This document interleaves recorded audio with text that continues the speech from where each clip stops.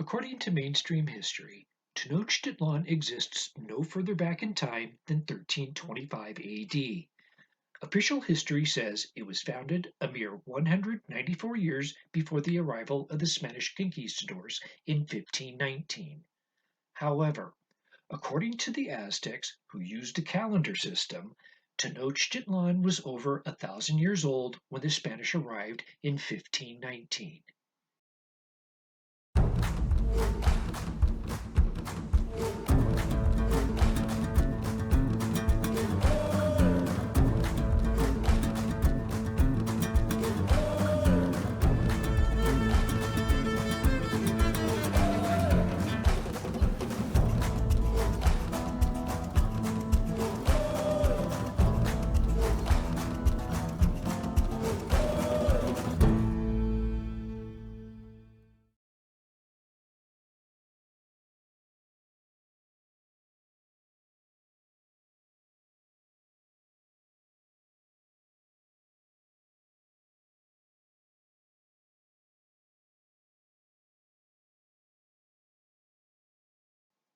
Shortly after the conquest of Mexico, the pyramid of Huitzilopochtli, part of the Templo Mayor complex in downtown Tenochtitlan, was torn down and its stones were used to build the Church of Santiago. When Huitzilopochtli's pyramid had been stripped down to its base, a great treasure of gold, silver, and jade was found buried within the foundation. Part of the treasure was found on land owned by the church. Another part of the treasure was found on land owned by a Spanish settler. Greed overcame both parties whose land the treasure was found, and a legal battle over its possession ensued. During the court hearings, a question was raised whether the treasure had been placed in the foundation of Huitzilopochtli's pyramid before or after the conquest, and high-ranking members of the pre-conquest Aztec government were called as credible witnesses to testify. The Aztec witnesses called to testify stated the Templo Mayor was built over 1,000 years before the conquest. They said information about the antiquity of the Templo Mayor and the treasure it contained was found in their history books, which were presented to the court as evidence.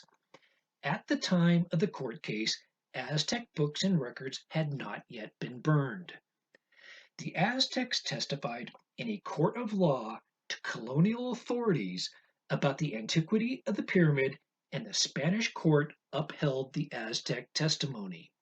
The Spanish legal system recognized the Templo Mayor as being over 1,000 years old based upon the evidence presented by the Aztecs. The Aztecs, who used a calendar system and knew their history better than anyone in the modern world, had the documentation written in books to back up their legitimate claim of antiquity in a court of law. By the 1960s, every educational textbook in the world had reduced the age of the Temple of Huitzilopochtli to a mere 64 years. According to mainstream history, the 1,000-year-old temple didn't exist before 1455 AD. Since the 16th century court case, virtually all Aztec written literature has been destroyed and can no longer be used as evidence to support the Aztec assertion that the pyramid of Huitzilopochtli was more than 1,000 years old in the 1520s. There is nothing left in the Mesoamerican archives to counter all the questionable facts and dating techniques used by modern historians writing Aztec history. The Aztecs proved in a court of law that Tenochtitlan is far older than conventional history allows, and we have no reason to doubt the Aztecs or the Spanish court system.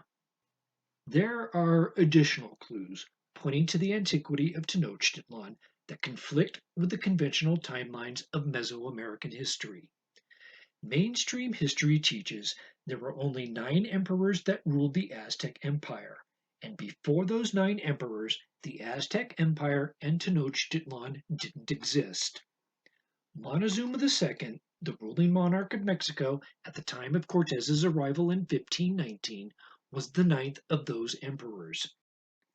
In a documented incident involving the number of past Mesoamerican emperors to rule from Tenochtitlan, the Spanish conquistadors proved beyond a doubt that Mesoamerican rule from the Aztec capital extended far beyond a mere 9 emperors. The conquistadors were told the ashes of all the previous Mesoamerican emperors were kept in urns and preserved in the temple of Huitzilopochtli. The conquistadors wrote that they destroyed untold scores of urns containing the ashes of former Mesoamerican emperors. A modern historian reduced the number of urns from untold scores to 72. Officially, the conquistadors destroyed the urns of 72 previous Mesoamerican rulers, and it's possible this figure may be a low estimate. There were not 9 total rulers when Cortes arrived to Mexico in 1519.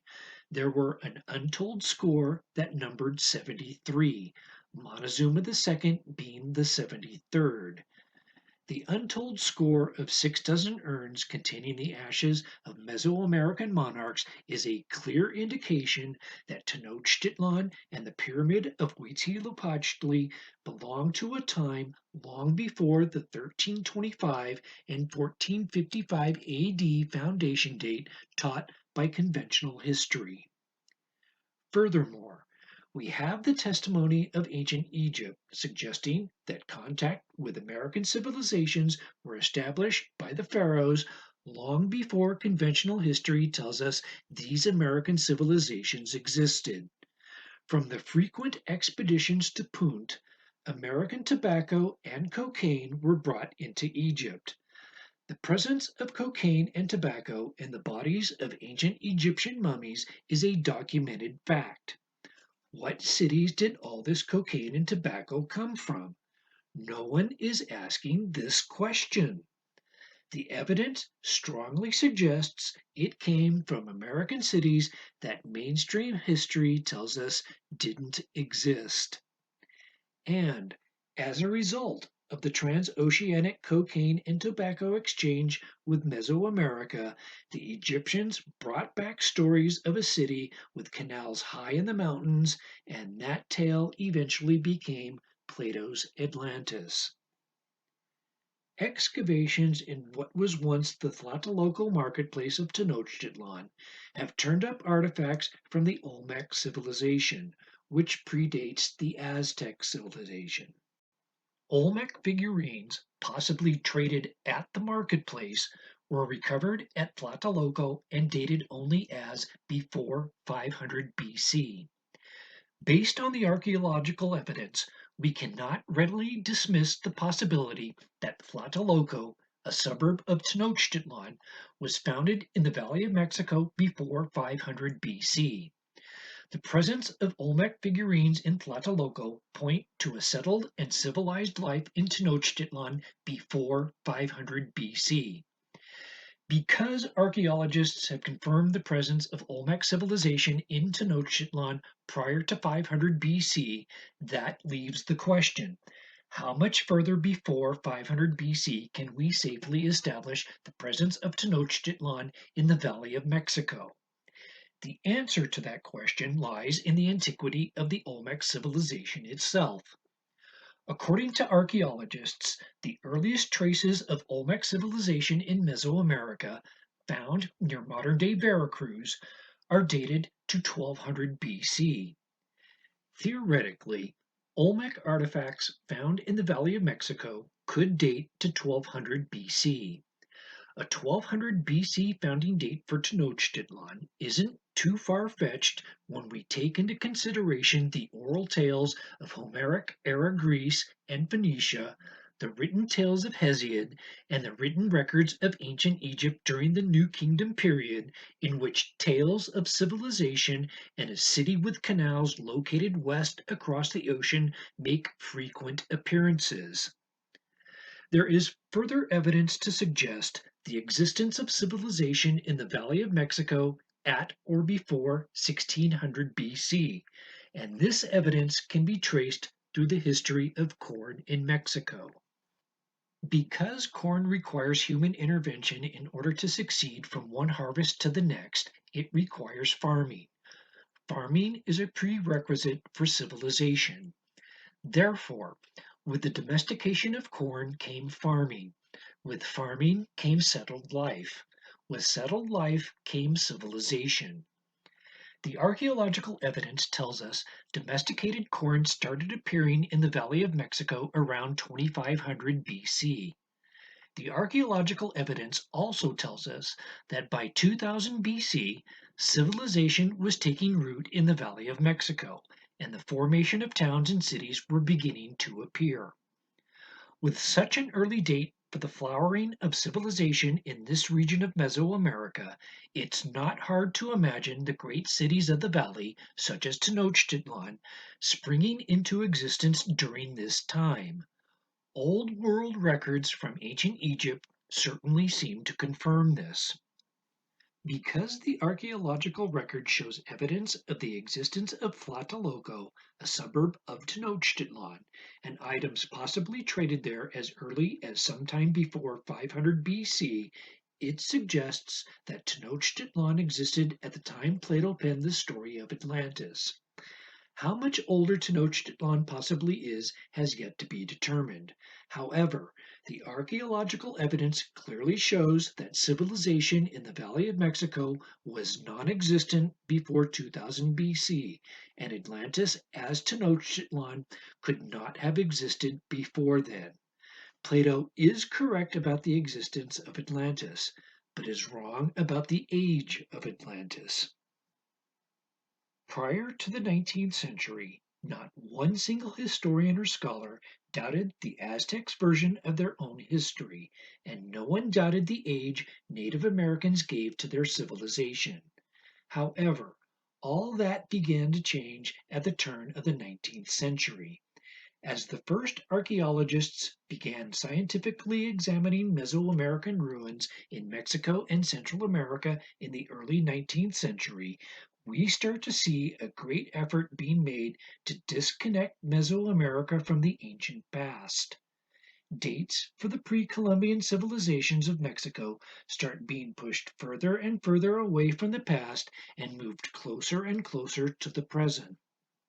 This was done not because archaeological evidence contradicted Native Americans' version of their own history. On the contrary, the archaeological evidence tended to support the Native American version of their place in antiquity. The reason Mesoamerican history kept being pushed forward in time by conventional historians was because the first 19th century archaeologists to examine the ruins kept speculating on Mesoamerica's relationship to Atlantis. Many of the early archaeologists to Mexico and Central America wondered if the ruins they were excavating and cataloging belonged to Plato's lost civilization of Atlantis. Remember, according to Plato, Atlantis was a city said to exist in 10,000 BC, a date that puts it and the enthusiasm of the early 19th century archaeologists in direct conflict with church doctrine and ancient Egyptian chronology.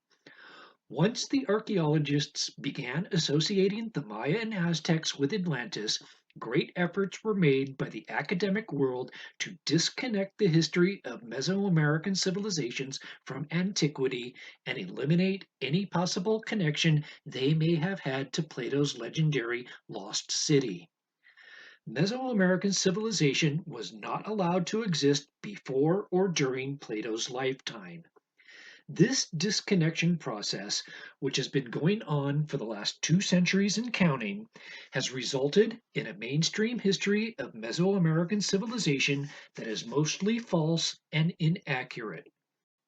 The discrepancies in mainstream Aztec history are further compounded by the lack of written Aztec documentation to challenge or combat the problems. Mainstream Aztec history is based on nothing more than a desire to make an ancient civilization appear much younger than it actually is so it doesn't risk any conflict with church doctrine or ancient Egyptian chronology. The identification of Atlantis as Tenochtitlan does not conflict with the established order of ancient civilization timelines or theological timelines. A properly identified Atlantis as Tenochtitlan takes the existence of Atlantis out of the realm of 10,000 BC fantasy and mythology and places it squarely into the realm of 1000 BC Bronze Age reality where it belongs in a civilization dating no earlier than 2000 BC. Plato's math appears to be in error by a factor of 10. The last obstacle remaining for the complete acceptance of Tenochtitlan as Atlantis comes from historians entrenched in the belief there was no Old World contact with America before the Vikings. This is the prevailing attitude of modern historians, despite the overwhelming evidence overturning their outdated belief. It's time to let the cat out of the bag. Tenochtitlan is Atlantis. Old World contact with American cities and civilizations occurred long before the Vikings. Civilization in the Americas is older than what we are told, but not older than 2000 BC. If it only takes 6 points of identification to place a fingerprint to a person suspected of a crime, what do over 50 points of positive forensic identification tell us about the fingerprint of Atlantis and Tenochtitlan?